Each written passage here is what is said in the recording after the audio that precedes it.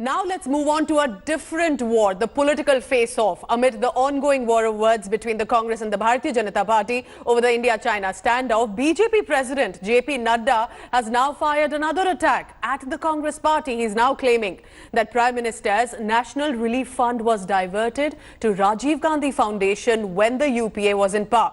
He's taken to Twitter, and in a series of reactions, Nadda is claiming that people who donated their hard-earned money to Prime Minister Relief Fund was diverted into a family-run foundation that is being headed by the Congress President Sonia Gandhi.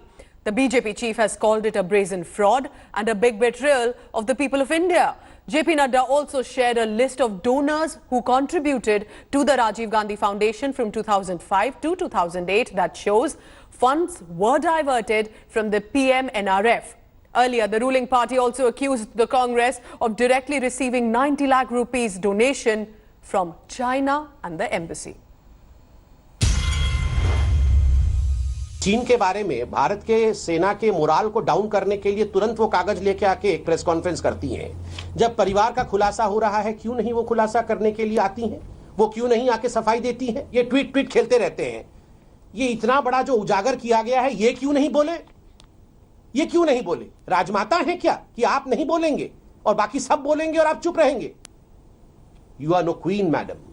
You have written the script of corruption. You have to come and explain. ऐसे कागज हम नहीं निकाल सकते। इन कागजों का क्या महत्व है?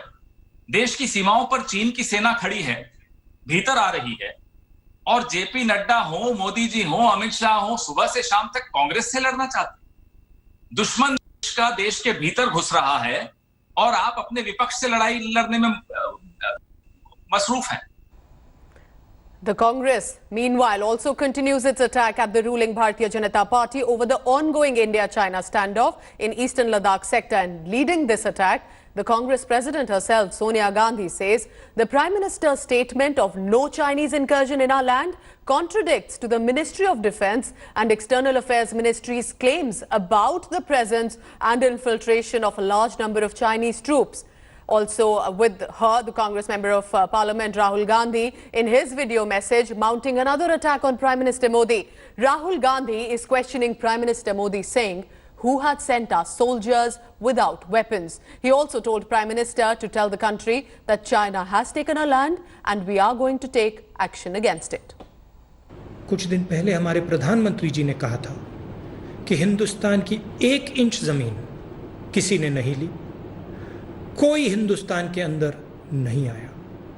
मगर सुनने को मिल रहा है, लोग कह रहे हैं, सैटेलाइट फोटोग्राफ्स में दिखाई दे रहा है, लद्दाख की जनता कह रही है, आर्मी के रिटायर्ड जनरल्स कह रहे हैं कि चाइना ने हमारी ज़मीन छीनी है। एक जगह नहीं बल्कि 3 जगह चाइना ने हमारी ज़मीन छीनी है। अगर आप कहेंगे कि ज़मीन नहीं गई और सचमुच में ज़मीन गई है तो चाइना का फायदा होगा। हमें मिलकर इनसे लड़ना है और इनको उठा के वापस फेंकना है, निकालना है। तो आपको सच बोलना पड़ेगा, बिना घबराए, बिना डरे आप बोलिए कि हां, चाइना ने जमीन ली है और हम कार्रवाई करने जा रहे हैं, पूरा देश आपके साथ खड़ा है। और आखिरी सवाल, हमारे जो वीर शहीद हैं उनको बिना हथियार किसने भेजा और क्यों भेजा? Hello everyone, this is Rahul Kamal here. Hope you enjoyed this video.